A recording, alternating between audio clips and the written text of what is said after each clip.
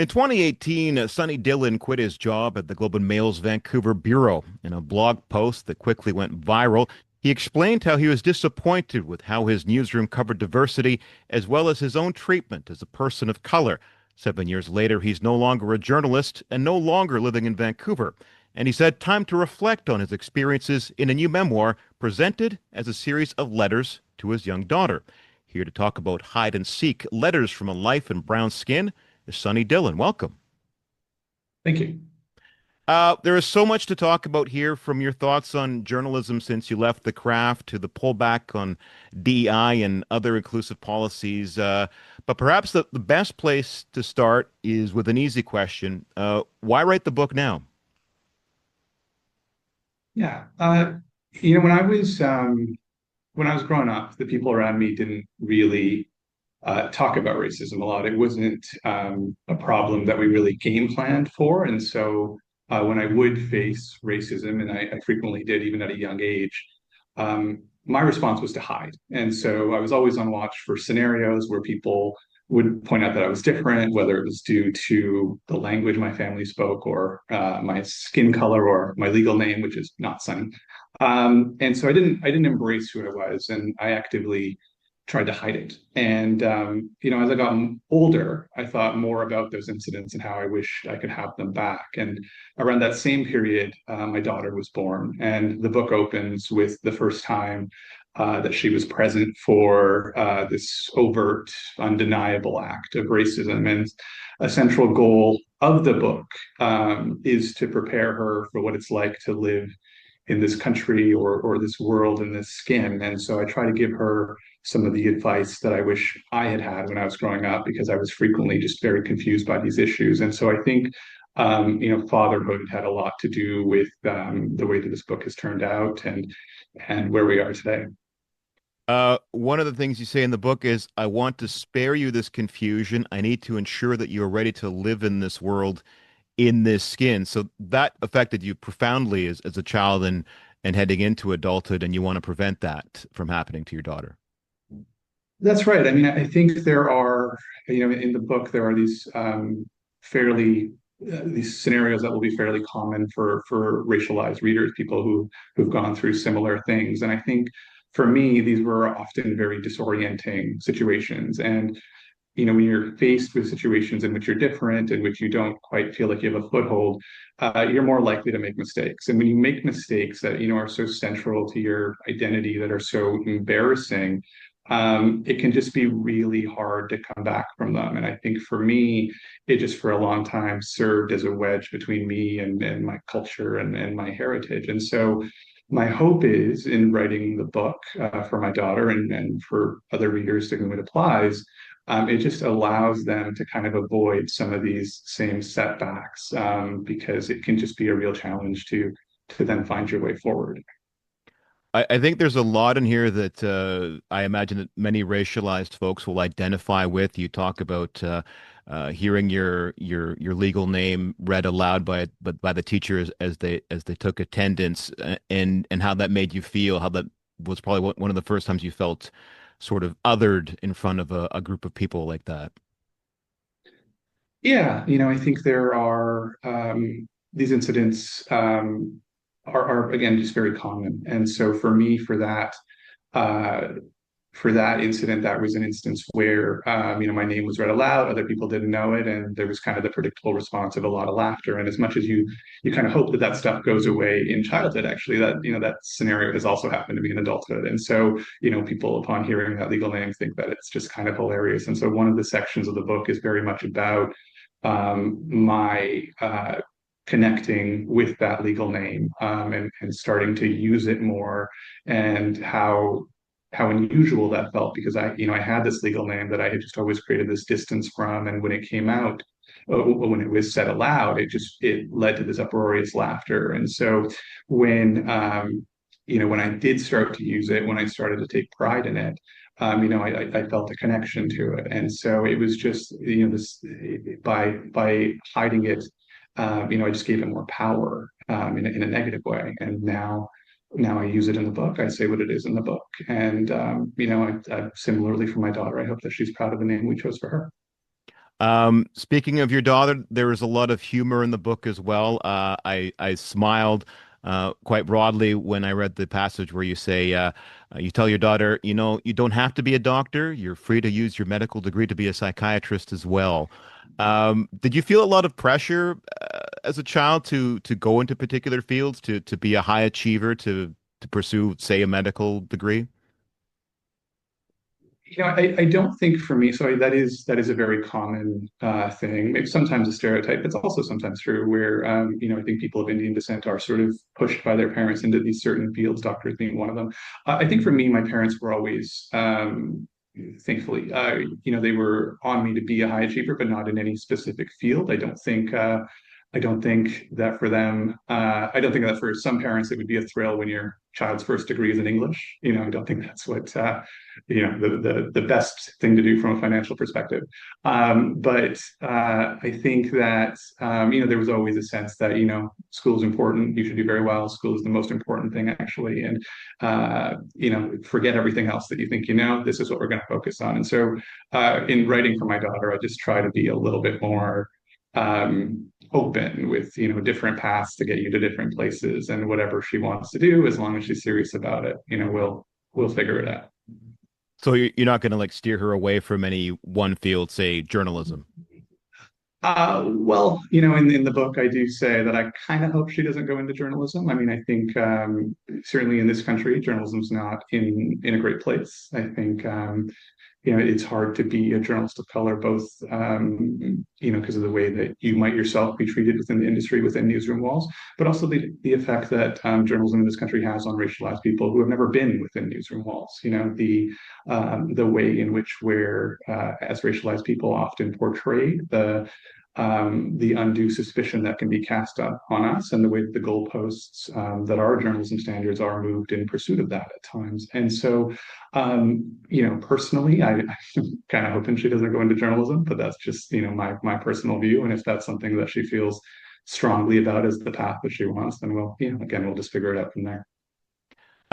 When we talk about the state of journalism now, and you have some detachment, some distance from it by a few years, it seemed like there was some progress being made. There was an acknowledgement of DEI, of things like unconscious bias.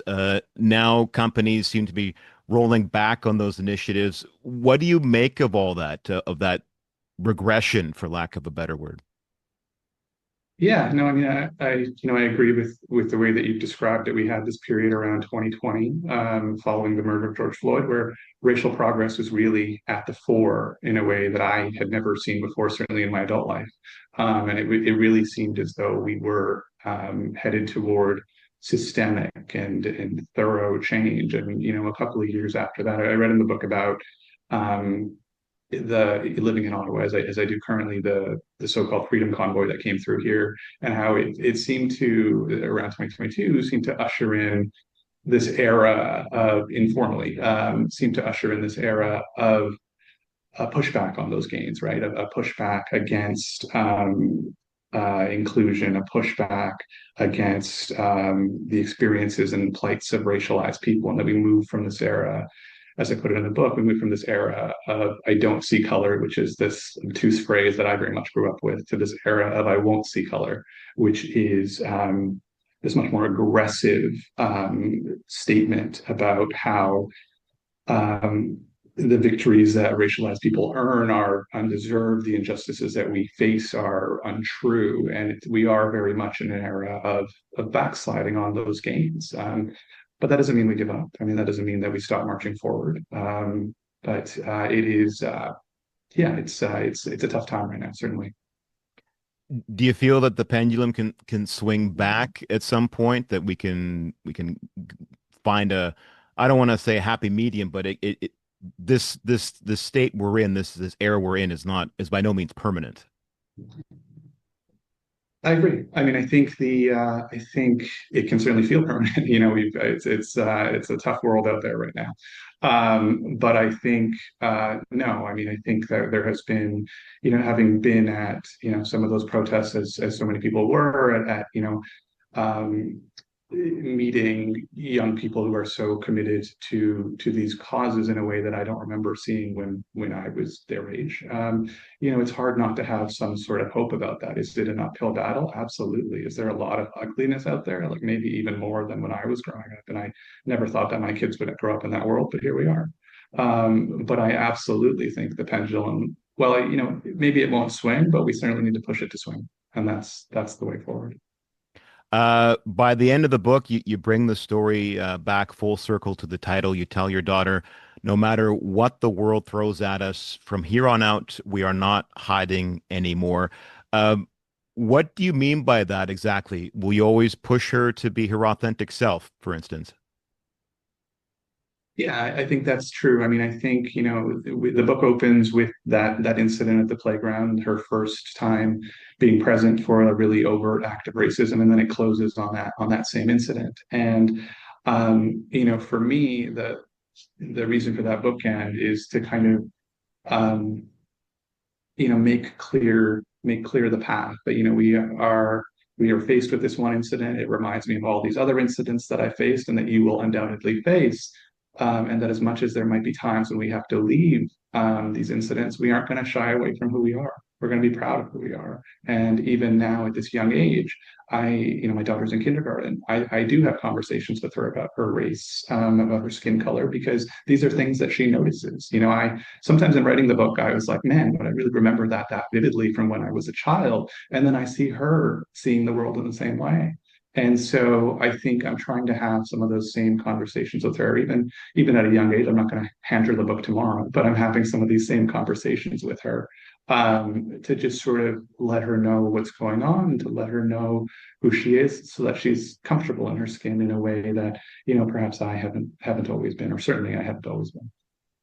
Do you feel, having said all that, that she is more confident in her skin because of the knowledge that you have, because of the hindsight from your own childhood that you are now passing on to her?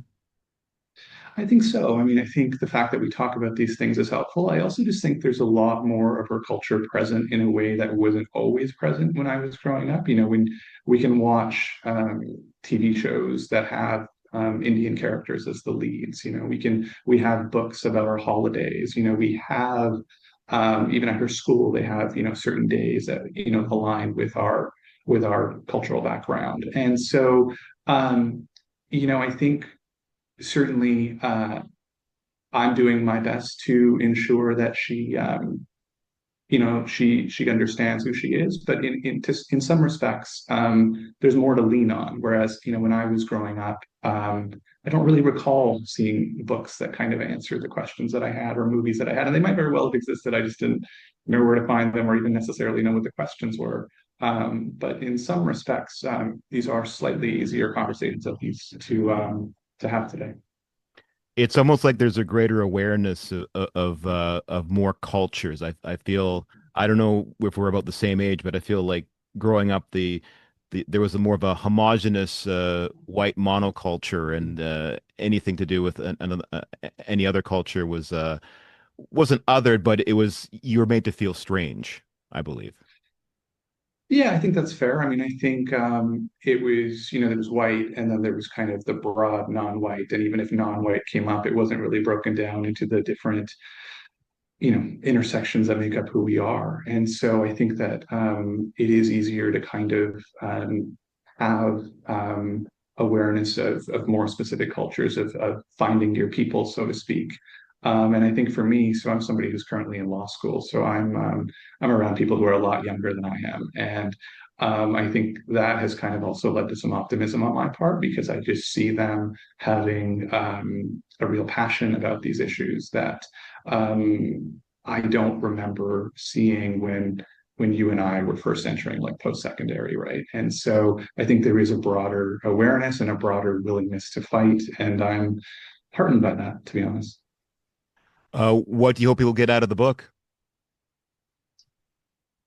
Yeah, maybe it depends which people. I think maybe for readers who are racialized, I hope, I often when these things occurred would think that no one else in the world had ever experienced them, and there's something affirming when you know that someone else has. And so that you know that, oh, this is systematic, right? Like it kind of, it just opens up your brain and your world. And so I think certainly for racialized readers, I would hope that, it might help them make sense of their own lives or their own path, or maybe just give them a laugh or two along the way. And I think for perhaps readers who aren't racialized, just perhaps some greater awareness on some of the daily hurdles that we face as people with brown skin, who are people of color, about just the various ways in which, even stepping outside can just lead to complications that they perhaps were not aware of.